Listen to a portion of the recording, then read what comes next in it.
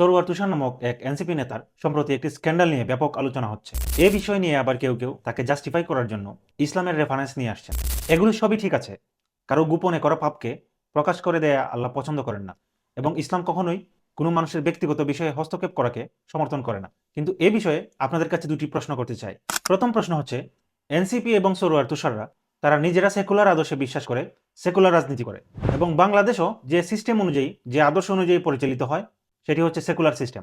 তো সেকুলার আদর্শে এই কথা কি কোথাও বলা আছে যে সরোয়ার তুষারদের মতো কিংবা মানুষের ব্যক্তিগত প্রাইভেট বিষয় অথবা এটি সেকুলার আদর্শ অনুযায়ী অবৈধ একটি কাজ? আমরা উল্টো দেখি, এই সেকুলার সিস্টেমে মানুষ freedom of speech, freedom of এক্সপ্রেশনের এক্সকিউজ দিয়ে মানুষ যা ইচ্ছা তা বলতে পারে, যা ইচ্ছা তা করতে পারে। এমনকি একজন সিঙ্গেল মানুষ এই সেকুলারিজমের আদর্শিক বিশ্বাসের অজুহাত দিয়ে আল্লাহ এবং রাসূলকে গালি দেওয়ার মাধ্যমে কোটি কোটি মানুষের ধর্মবিশ্বাস এবং অনুভূতিতে আঘাত দিতে পারে। আপনি সেকুলার সিস্টেম প্রতিষ্ঠার জন্য সংগ্রাম করবেন, সেকুলার রাজনীতি করবেন, কিন্তু যখন আপনার স্বার্থে আঘাত পড়বে তখন আপনি আপনার সেকুলার আদর্শ থেকে রেফারেন্স না এনে আপনি ইসলাম থেকে রেফারেন্স টানবেন। এগুলো কি হিপোক্রেসি নয়? আপনি ইসলামিক জীবন ব্যবস্থা চান না, কিন্তু আপনি ধর্ষিত হলে ইসলামিক বিচার ব্যবস্থা চান। আপনি ইসলামিক জীবন ব্যবস্থা চান না, কিন্তু আপনার প্রাইভেট কোনো কিছু লিক হয়ে গেলে আপনি ইসলামিক মূল্যবোধ আশা করেন। ইসলাম এবং সেকুলারিজম সম্পূর্ণ দুটি আলাদা জীবন ব্যবস্থা। তো আপনি যে আদর্শ প্রতিষ্ঠার জন্য সংগ্রাম করবেন, সেই আদর্শ দিয়েই আপনি আপনার সকল সমস্যার সমাধান করবেন।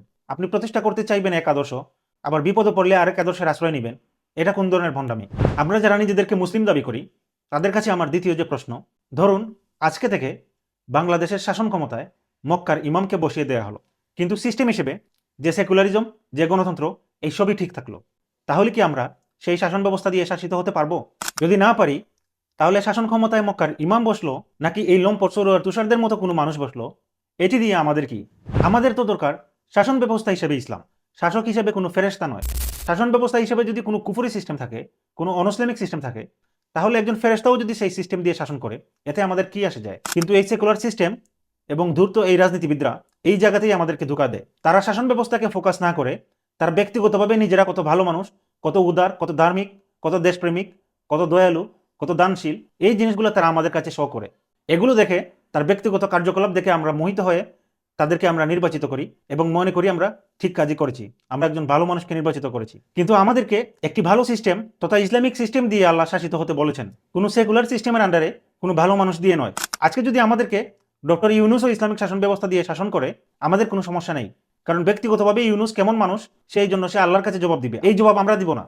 তাই এসব ব্যক্তিগত আমলনামার চর্চা এবং ব্যক্তিতান্ত্রিকতায় মোহিত না হয়ে আমাদেরকে সঠিক সিস্টেম খুঁজতে হবে, এবং আসলেই কোনো পরিবর্তন চাইলে আগে সিস্টেমকে পরিবর্তন করতে হবে, কোনো ব্যক্তিকে নয়।